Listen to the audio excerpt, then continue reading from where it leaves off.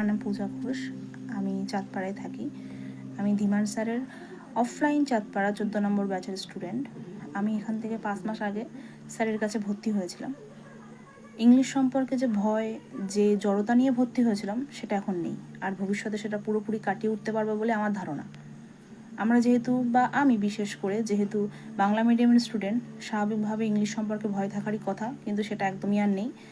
এখন মনে হয় যে হ্যাঁ, যে কোনো পরীক্ষায় বসলে আমি আগেই হয়তো ইংলিশের কোশ্চেন পেপারটা সলভ করতে পারবো, বা আগে হয়তো যদি কেউ ইংলিশ সম্পর্কে কোনো প্রশ্ন করতো, আমি হয়তো সেই প্রশ্নটা এড়িয়ে যেতাম, দিতে পারতাম না হয়তো, কিন্তু এখন সেটা হবে না। এখন তার প্রশ্নের উত্তর আমি দিতে পারবো, এবং হয়তো পাল্টা তাকে কিছু ইংলিশের প্রশ্ন আমি করতে পারবো, যা আমি স্যারের কাছ থেকে শিখেছি বা শিখছি এখন বর্তমানে। তো ইংলিশ বিষয়টা কতটা মজার বিষয়, কতটা সহজ বিষয়, তা স্যারের কাছে না পড়লে, ধীমান স্যারের কাছে না পড়লে তা কেউ জানতে পারবে না।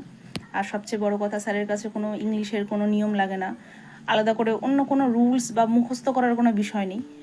এটাই সবচেয়ে আমার খুব ভালো লাগে স্যারের, এই যে রুলস না জানা বা গ্রামার না জানলেও ইংলিশটা যে পারা যায়, বা ইংলিশের কোশ্চেন অ্যান্সার করা যায়, পরীক্ষায় পাশ করা যায় বা চাকরি পাওয়া যায়, এটা স্যারের কাছ থেকেই আমার জানা।